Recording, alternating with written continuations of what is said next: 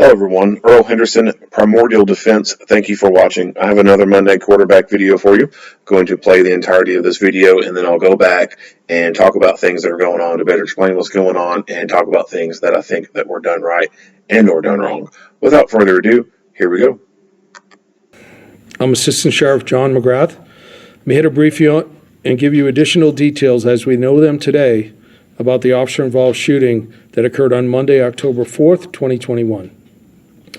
This is officer-involved shooting number 7 for 2021, fatal number 4. At the same time last year, we had 15 officer-involved shootings, 8 of those were fatal. This event was initiated as a possible domestic battery in progress at 6:38 p.m. on October 4th. This officer-involved shooting occurred in the 4100 block of Silver Dollar Avenue, Las Vegas, Nevada. 89102, which is the Spring Valley Area Command. As you can see to the scene to my left, the involved officers are Theron Young. He is 35 years old and has been with LVMPD since 2014. In this incident, Officer Young was armed with a Glock 17 9mm handgun equipped with a tactical light. The investigation revealed he fired 16 rounds during this incident. Officer Young is assigned to the Investigative Services Division, Gang Vice Bureau. The second officer is Joel Blasco. He is 31 years old and has been with LVMPD since 2014. In this incident, Officer Blasco was armed with a Glock 34 9mm handgun equipped with a tactical light. The investigation revealed he fired 3 rounds during this incident. Officer Blasco is also assigned to the Investigative Services Division, Gang Vice Bureau. The suspect in this case has been identified as Demetrius Roberts. He is 21 years old, black male adult. He is 6'1" and weighs 218 pounds. As you can see, his picture is on the screen. In this incident, Roberts was armed with a semi-auto Taurus G2C 9mm handgun. The investigation revealed he fired 9 rounds during this incident. Roberts' charges, if he had survived, include attempted murder on a police officer, 2 counts, shooting into an occupied vehicle, and child endangerment. During the investigation of this officer-involved shooting, it was determined that Roberts took cover in front of a vehicle which was occupied by his mother and his 2-year-old son. As Roberts ambushed our officers, he shot through the vehicle, placing his 2-year-old son in danger. You can also see the impact of his gunshots in the photo you see to my left. The details of the officer-involved shooting are: on Monday, October 4th, 2021, officers were from LVMPD's gang unit were conducting surveillance on a vehicle that was parked in the alley behind the 4100 block of Silver Dollar. This vehicle had previously fled from officers during an earlier traffic stop. The officers conducted the surveillance were in an unmarked vehicle and were dressed in plain clothes. At approximately 6:38 p.m., a woman and a man, Demetrius Roberts, the suspect, were seen walking towards the vehicle that the officers were surveilling. Roberts and the woman appeared to be having an argument, and Roberts is seen by the officers grabbing the woman by the arms. The plainclothes officers announced this information over the radio and requested a marked patrol unit to respond. Officer Theron Young and Officer Joel Blasco were riding together in a marked patrol vehicle and arrived in the alley seconds after the request was made by the plainclothes officers. As Officers Young and Blasco were exiting their patrol vehicle, Roberts took a position of cover behind a vehicle and opened fire towards the officers. Officer Young returned fire as he ran to find cover. His handgun had a malfunction, but he was able to clear it. After shooting at the officers, Roberts ran away towards Penwood Avenue. Both officers chased Roberts as he ran between 2 apartment buildings. Officer Blasco was running directly behind Roberts, and Officer Young took a different route to cut off Roberts' path. Once on Penwood Avenue, Roberts took cover behind another vehicle and fired his gun at one of the officers. Both Officer Young and Blasco fired their guns towards Roberts. Once again, Officer Young had a malfunction of his weapon. Officer Young cleared the malfunction and fired his gun for a third time towards Roberts as he was running away with the firearm in his hand. Roberts was struck by the gunfire and fell to the ground, and officers immediately responded and provided first aid. Medical personnel pronounced Roberts deceased at the scene. The woman involved in this incident was also struck by gunfire. She was transported to UMC Trauma, where she was treated for her injuries and later released. An officer was treated and released by medical personnel at the scene after being struck by shrapnel. I will now show you the body-worn camera video of the officer-involved shooting. After it's done playing, I will take the time to slow down the video and explain what's occurring.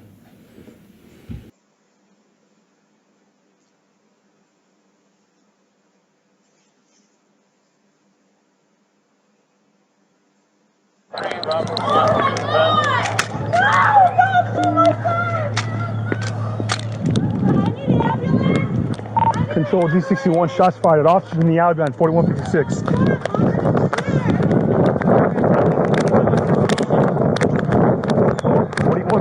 The alley behind Silver Dollar.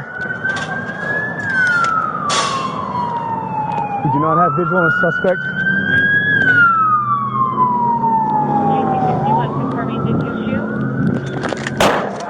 Shit!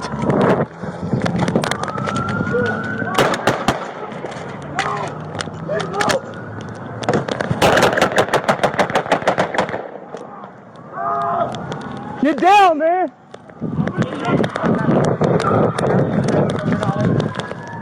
Control G61, subject is down. So as you can see, that happened really quickly, and it's hard to see everything that happened, so I'll try to slow it down a little bit for you. As officers are arriving, there's no audio because it takes 30 seconds for our audio to kick in on body-worn cameras. So immediately they start taking fire, the officer has the malfunction, he clears it. Meanwhile, the suspect's running around the other side of this building. Officer Blasco is in foot pursuit. Officer Young right here on his radio then goes around the other side of this building to try to cut the suspect off. We do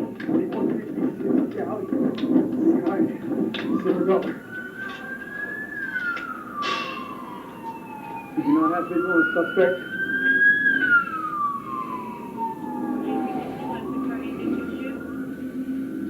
So there's the suspect at the front of this van. You could see him, both the officer and the suspect were using that van as cover, unbeknownst to the officer.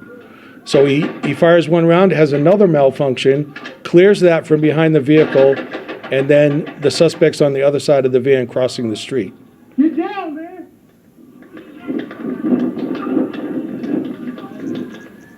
Control G61, subject is down. This concludes the briefing. Does anyone have any questions? Yes. Might be a dumb question, but the white vehicle that you showed that had the impacts to it? Yes. Is that a police vehicle, or is that, whose vehicle is that? That's the suspect's mother's vehicle, I believe, but that's the vehicle she was driving. And the angle is the suspect's in the front of that car, and the officers are getting out of their patrol vehicle behind. Okay, and then I believe you said it showed the impacts of the bullets coming through the vehicle. Is it? Do you have are those bullets that officers fired, or was he firing from within the vehicle, or do you understand the particulars there? Yeah, so the suspect was firing from the front of the vehicle towards the officers through the vehicle. The mother turned out not to be a very good witness because she was covering the 2-year-old child to make sure that she wouldn't be hit by the bullets. So just so I understand that the suspect was outside the vehicle and firing through the vehicle at officers? That's correct. And did you find the shell casings and all that from his weapon there? Yes, all the suspect's shell casings are at the front of the vehicle, 8 of them, and then 1 is on Penwood avenue. And are you aware of any significant criminal history or violent activity on behalf of this individual previously? So we don't discuss the criminal history of the suspect. So I'm not going to get into that right now. But he is from Nevada, and that's all I'll say. And what was his 2-year-old child doing there? And why was the mom's car involved? If you don't mind explaining a little bit more about why they were in the area, why there was a child leading up to this altercation. Sure. The female involved was the ex-girlfriend of the suspect, and she lived there. And mom was bringing the child over to that address. And everything occurred in the alley. And we know that domestic violence has just been on a rise this past few years. For example, domestic violence homicide also climbing within Metro. Explain a little bit and touch on how these situations can become very volatile very quickly.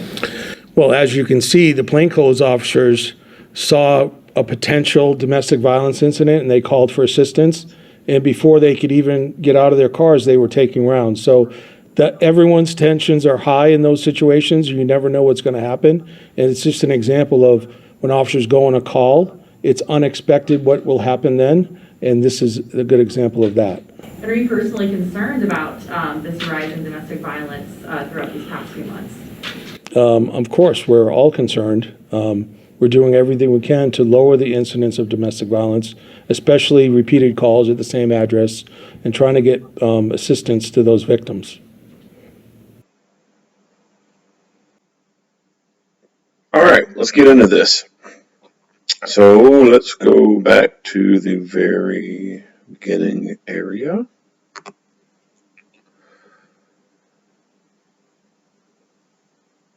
So the overview of this, when we see the camera footage, the police car, if I'm getting this right, the police car is coming this direction. All right, so it's going here. They stop, lights go on, shots fired. The officer takes off through, I want to say, this area right in here. Comes out on this side. The van is right about in here when this occurs. The shooting, or the bad guy shoots at the officer, and the officer has the other malfunction and comes down. He shoots more rounds at the bad guy as he's fleeing, and bad guy runs further across the street and drops down right there. So this is just a decent little aerial view to kind of better explain the layout of what's going on.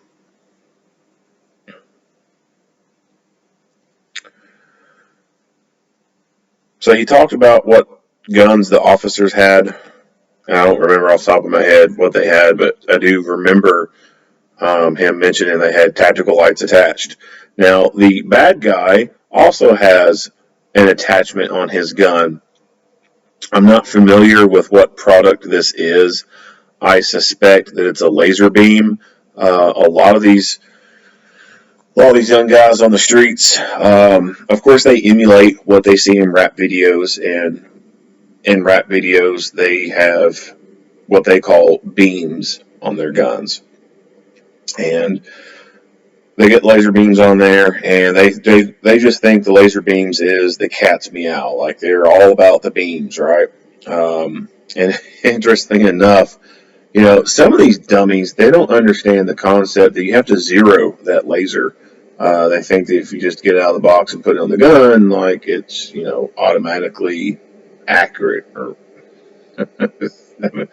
yeah, I remember talking to one guy once, and he was from Louisville, a little street thug, and he had talked about getting the beam on his gun, and I remember asking him, you know, how did he get it zeroed? Because I was trying to see, like, hey, where would you go to, you know, practice shooting to get this thing zeroed? Is what I was trying to get at. And so when I asked him, you know, how he zeroed it, he just looked at me like I was stupid. And what do you mean? I said, zero it. Like, where did you go to zero it and move the dials? And he had no idea what I was talking about. I mean, he was completely clueless about the fact that you had to zero the damn thing.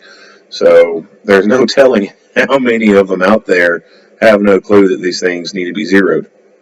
It's just a um, it's a fad kind of thing for them. Like they just love the beams, right? So this looks like it's probably a laser beam of some sort. I highly doubt it's a flashlight. It's just a little too small looking, in my opinion.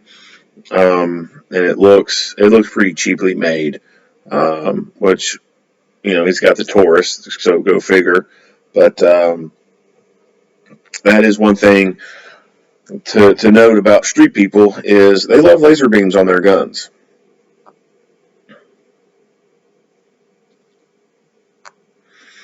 So as he mentioned in the briefing, this is the suspect's vehicle. And of course you see the police car right here. When the suspect shot at the police, his mother and his child were inside this vehicle. So this little shit stain had zero disregard for his own mother and his own child. And he shot through his car, shooting at the police. And one of these rounds could have very easily gone and hit the child in the head. Very easily could have happened. And this guy had no care in the world whatsoever. On Monday, October 4th,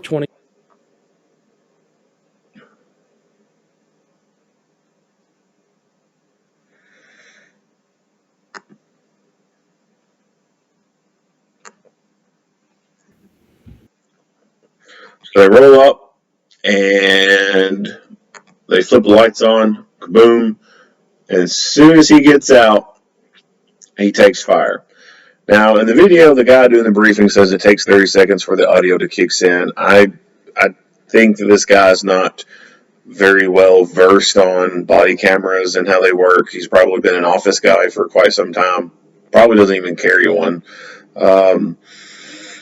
The reason why you don't hear any audio in the very beginning of this is the camera is almost called buffer mode. So when you think about a regular camcorder or just a regular camera in itself, to be able to take pictures or take video, you have to press the power button and turn that thing on.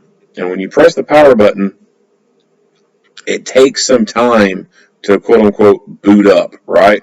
So you just can't instantaneously hit the power button on a camcorder and then hit the record button and start recording right then and there. It don't work like that. And the body cameras are the same way. So the buffering mode allows you to keep the camera in an on position. And when you go to hit the event button and start recording, it doesn't have to go through its boot up process because it's already turned on. An added benefit to it being in that buffer mode like that is it is doing a continuous loop of recording video only, no audio. It is continuously recording and deleting video for up to 30 seconds. That way, when you double tap that event button on the body camera and it starts recording, it includes up to 30 seconds before the activation of that camera. And because it's going through this continuous loop, it's easier on the battery and for the memory on the camera to do just video only. Because once you start adding audio, that eats up more memory within the camera, and it makes the processing drain the battery a lot quicker. And so when you have when you have a camera that's on buffer mode like that, and you go through an 8-hour shift, well, that's 8 hours of this camera doing continuous recording and deleting of video. And that can drain a battery pretty quick. So that's why it doesn't do audio as well, because that would just make the battery drain a lot faster than what it's already draining. But with the Axon model of cameras, that can be altered. So at default, it's 30 seconds. You can also program it to do a minute of video buffer. That way, when you hit the event activation button, it includes up to a minute of video before that. You can even go up to 2 minutes of buffer to be able to capture what happens before the event button gets activated. Because sometimes these situations are so quick, they're so rapid, so dynamic that that's a necessary component for that camera to be able to show 30 seconds to a minute before activation. Because things happen so quick, you don't have the luxury to immediately hit that record button. So, for example, this officer, he goes to get out of the car, obviously starts taking hits, runs, moves, fires some rounds, and then activates the camera.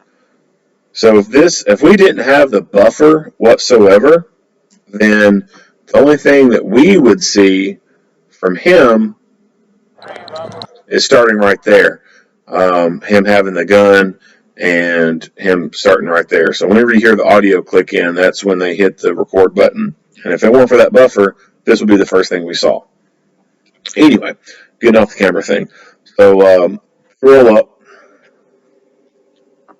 I will take the time to slow down the video. They roll up and they turn the lights on. Now, going back into camera a little bit. So I am a huge advocate of when you're going to something, before you ever get out of the car, before you ever roll up directly on that scene, go ahead and turn that camera on. That way you can avoid things like this where you miss maybe some important audio that could be included. I think that's the best way to go. That's personally what I do before I get out of the car. I hit the button and I start recording. If I'm going to something, before I even fully get on the scene within the area, I'll go ahead and hit the record button. And, I might record up to 20 seconds of full video and audio of me, pulling into the spot or whatever and then getting out of the car. And I prefer that because I'm capturing everything prior to something emergent happening. But I also have the luxury of being able to do a bunch of recordings like that and then plug my camera into my computer and go to evidence sync and then just delete the footage off the camera that's not needed. If you don't have that luxury, then you can obviously eat up a lot of memory on a camera by hitting the record button all the time before it's actually needed. So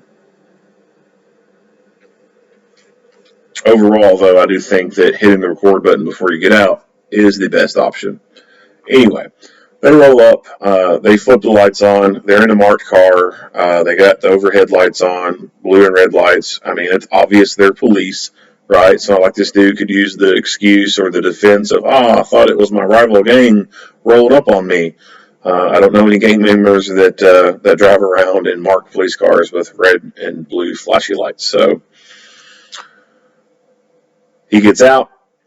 He starts immediately taking fire and he runs. He dismounts. He gets away from that vehicle and he draws and he fires some rounds. Well, we don't see very clearly from this perspective because as soon as he goes 2 hands up, the shoulder epaulette or whatever kind of occludes to some extent the camera because the camera is on his shoulder.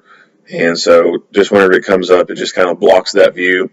He returns fire at the bad guy. The other officer, the passenger officer, we don't know what his course is. We don't know where he moves to or anything like that. But this driver officer, he encounters a malfunction.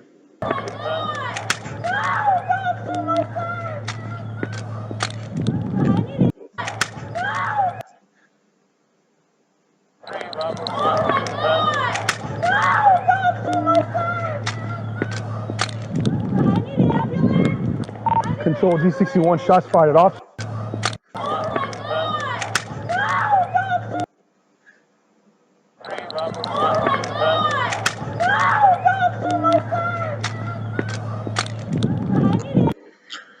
I don't know if he's just doing a tap to reassure that it's in. Control G60. But he is behind cover. So he's behind cover. He's clearing this malfunction.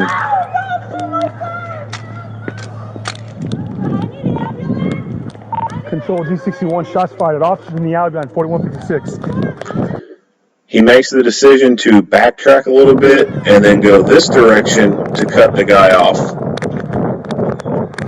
That's a pretty good move. So now he is going to put himself in a situation where he can get this guy by surprise. I'm sure the suspect had no idea that this officer was cutting through this section right here, would be showing up on the other end. He's probably expecting the officer to completely follow him around.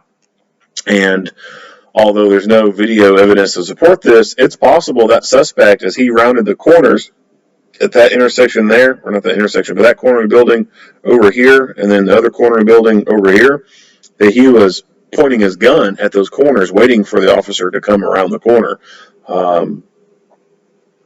Again, no video evidence to support that possibility, but it is a possibility that suspect was doing that.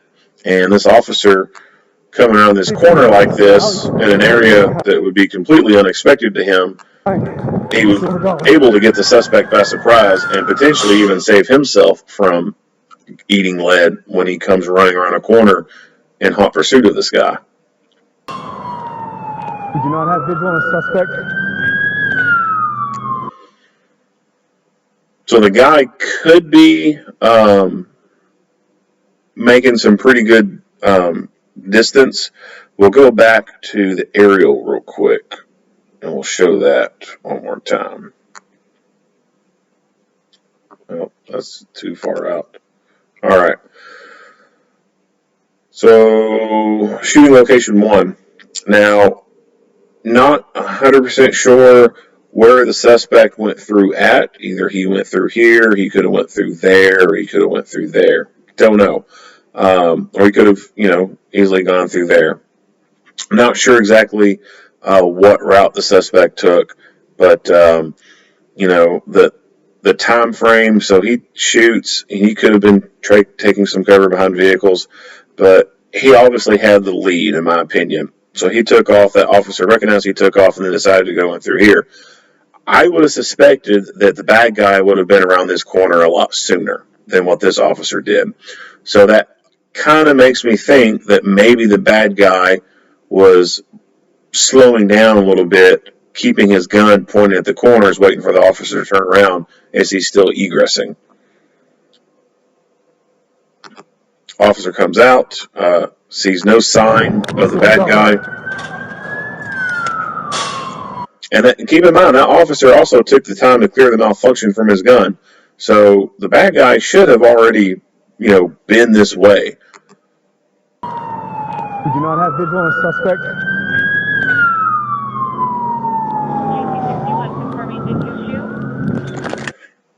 And of course, as soon as he brings his gun up, the camera gets blocked from just its placement and the fabric of his uniform coming up. He experiences another malfunction. He removes the magazine and he tucks it under his arm. Personally, at this point, that magazine has proved to be problematic. That magazine that came out of the gun should have just been immediately dropped to the ground and a fresh magazine come from the belt and into the gun.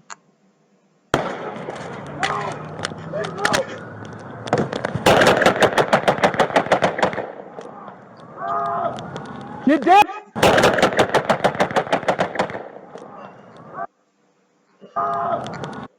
So you can see the bad guy beating feet across the street.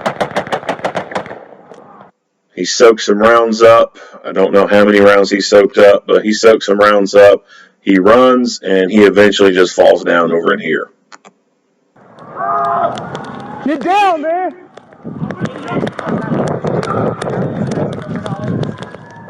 Control G61, subject is down. So as you can see, that happened really quickly, and it's hard to see everything on the other side of this building. So there's the suspect at the front of this van. You could see see him, both the officer and the suspect were using that van as cover, unbeknownst to the officer. Now that sucks for the person in that van, being a barrier like that. They probably have no idea what's going on. All they see is, potentially all they can see is, this officer comes out this side gate right here. Silver dollar. And I kind of highly doubt they're, paying attention to the side gate. But he comes out. We do not have visual on the suspect. They have their wheels turned. Looks like they're maybe starting to pull out. And it's possible that they notice that the officer's behind them because they stop. Or it's even possible because this guy's walking out in the street that they decide to stop. But they should see the gun in the suspect's hand because he shoots at the officer. Now, if they did not have any awareness of this officer being behind them and all they could see in front of them was the bad guy with the gun in his hand and then raising up and shooting, they themselves would have been well within their rights to just punch the accelerator and run that dude over. And in this kind of scenario where you're in your car, you're not up to any bad, you're leading a good life, you're not doing any criminal shit like what this dude's doing, living a crime-free life, you just got done shopping, whatever, you're in your car, you're in a parking spot, you're pulling out, and you see some dude walking towards you with a gun, and then he raises that gun and shoots, by all means, run his ass over. So this driver, his car's in gear, he was starting to go forward and then stopped. Very well could have easily just punched that accelerator and ran this dude over. When it comes to V6 engines, V8 engines, whatever, they will beat the hell out of any 9mm 45 that I know of. A car is a hell of a weapon, and when someone's in front of you like that, running them over is the best option, even if you're armed. So, we all see the super sexy, cool looking, draw the gun, shooting through the windshield. That stuff, it has its place. Yes, you can do it. It's if your car is in gear and you have the ability to hit that accelerator, it's more feasible, it's more efficient, more effective just to hit the accelerator and lurch that car forward and hit your target versus try to pull your gun from its holster, get a sight through the windshield, and then fire through the windshield, and then have laminate glass cause your round to deflect and then completely miss the target. Windshields do cause deflection. The further the target is from the windshield, the greater the deflection. So, and there's no set rule on where that bullet's going to go when it goes through that windshield. It could go a little bit to the left, it could go a little bit to the right, go a little bit down, go a little bit up. There's no set rule on it. And that distance that bad guy was from the van, if the person had a gun in his car and he pulled out, started putting rounds in the windshield, the first round or two definitely would have deflected and not even hit the guy, most likely. So, shooting through the windshield, although it looks super cool, it's not the best option when presented with an armed threat outside your vehicle. Now, if your car is in park, the car is not even on, you don't have the ability to punch that gas and run them over, then yeah, that's when that option comes out. But when the car's in gear and you're able to hit that gas and run them over, run them the hell over. It's going to be a lot quicker and more effective than pulling your gun out.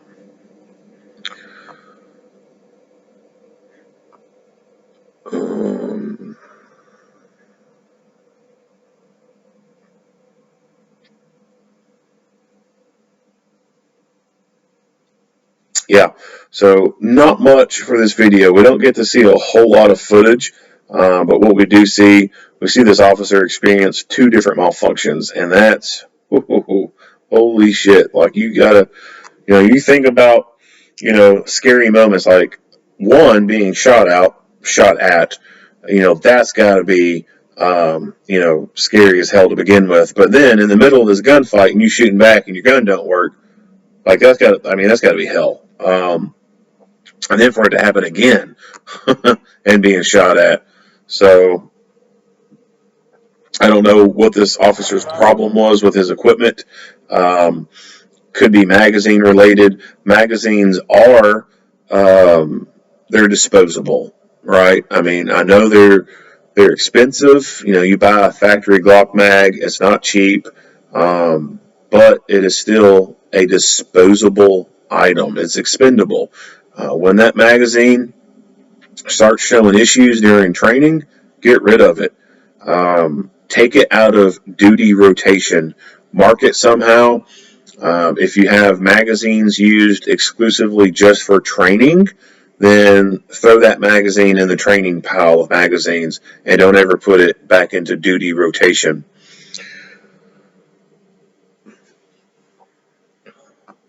Other than that, I mean, it could have been some maintenance issues with the gun. Maybe he wasn't keeping it lubed up properly. He wasn't cleaning it. I don't know. There's a bunch of variables involved that that could be causing the malfunctions that he experienced.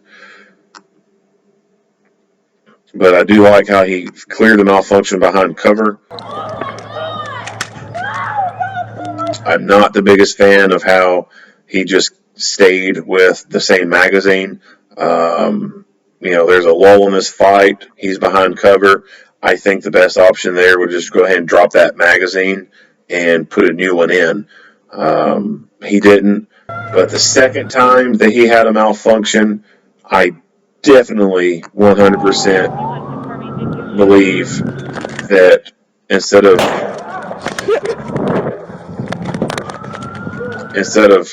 armpitting the magazine and clearing the gun and putting that same magazine back in the gun, 100% believe he should have just dropped that magazine, got rid of it, and put a new one in. Those 3 shots you hear in the background, I believe that's his partner firing 3 rounds.